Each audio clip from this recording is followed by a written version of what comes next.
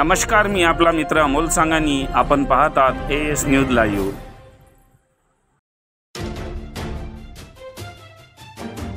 रायगाव शहरात भर दुपारी युवकावर चाकू हल्ला.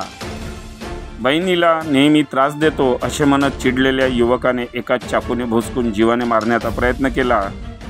ही घटना दिनांक 12 सप्टेंबर रोजी दुपारी 1 वाजता रायगाव शहरातील महालक्ष्मी मोबाईल शॉपीजवळ घडली. विशाल मारुती खरसकार राहणार झाडगाव याने योगेश उर्फ आकाश उत्तमराव लढी याच्यावर चाकूने हल्ला करून त्याच्या पोटावर चाकू खुपसला. त्यानंतर मानेवर वार करून जखमी केले.